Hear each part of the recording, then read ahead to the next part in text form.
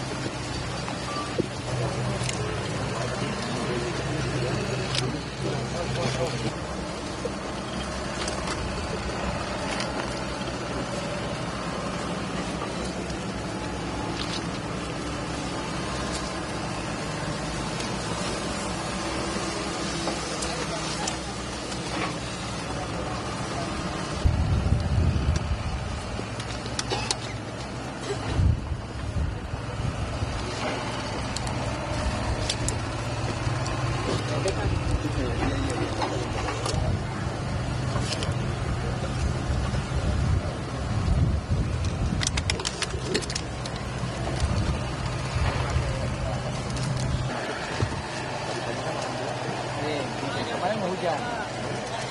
Tadi makanya pakai hati 7 hari.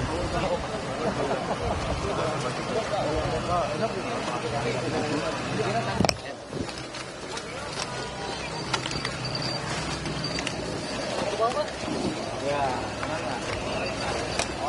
Bawah lagi deh.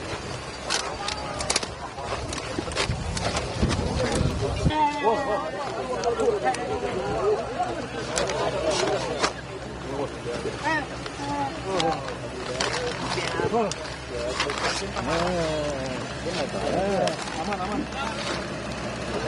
Kayaknya langsung lewat situ deh bang. Orang mutus langsung lewat situ.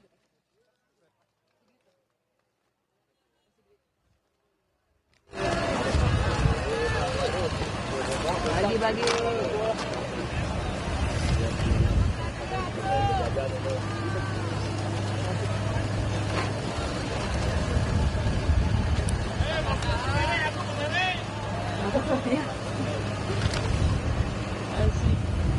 Asik berapa tuh? Nggak dari situ kok.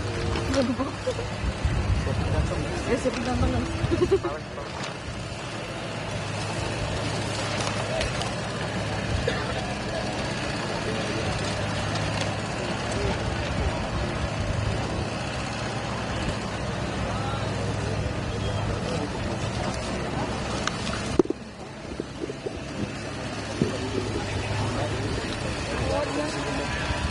Siapa yang ngarahin? Teman.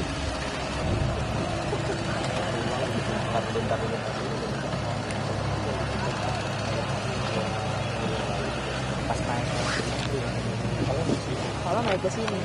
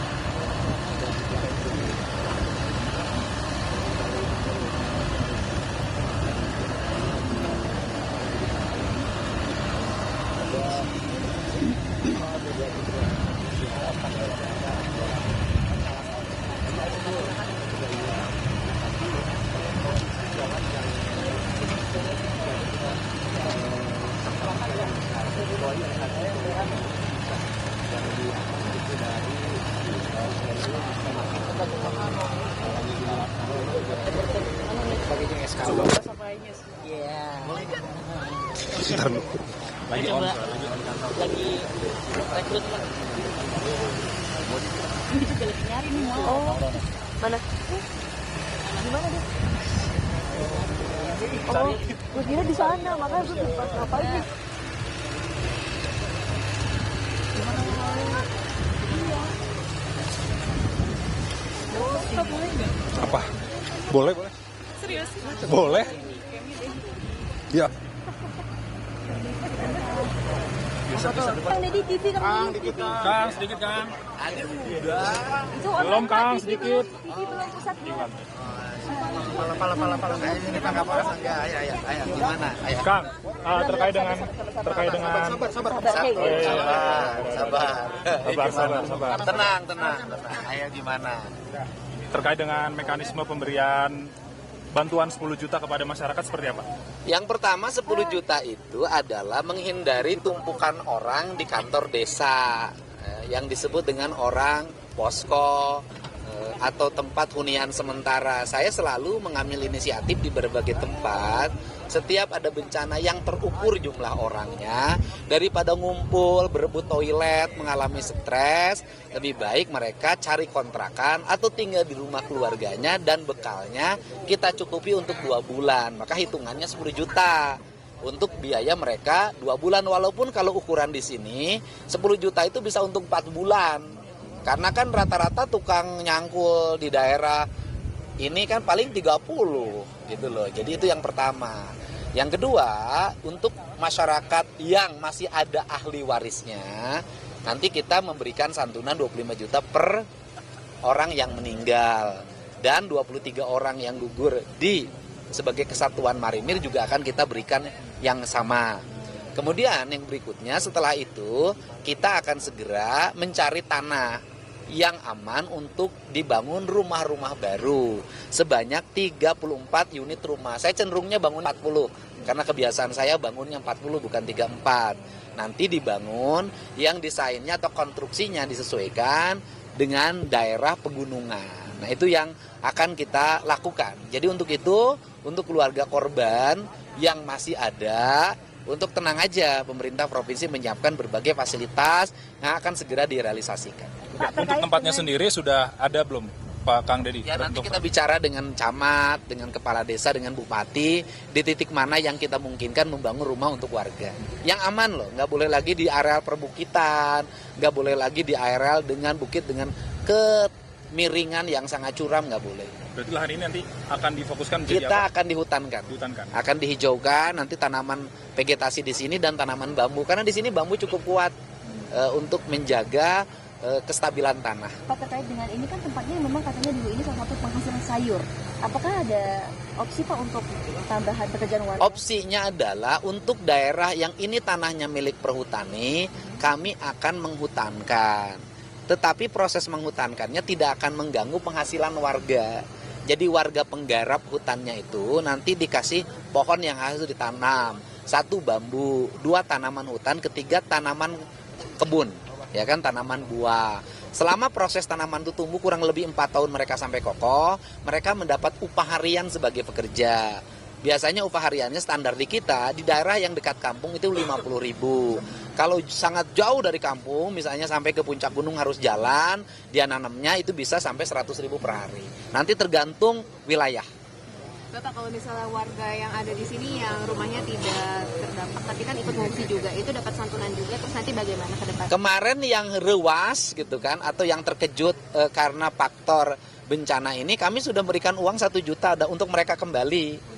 Nah, kalau mereka masih hari ini masih numpuk, sesungguhnya daerah-daerah yang tidak rawan, saya sudah cek ke kepala desanya, tapi memang senang numpuk. Kan gitu loh. Kita sudah ngasih ongkos loh. 134 kepala keluarga yang kemarin tinggal di kantor desa, kita sudah memberikan uang 1 juta untuk kembali ke rumah. Kan mereka bukan wilayah yang terdampak bencana.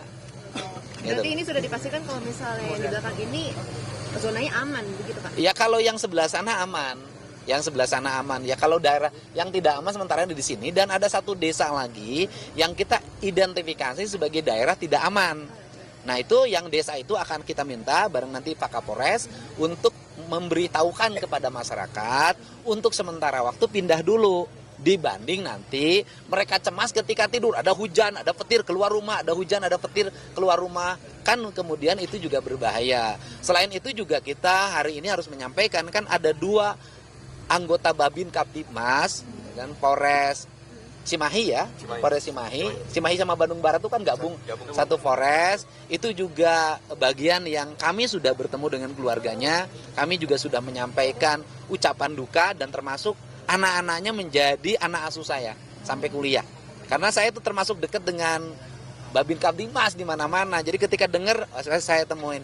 Nah, ini juga bagian dari korban bencana. Cuman mereka yang berdua ini adalah bencananya adalah kecelakaan menuju tempat bencana.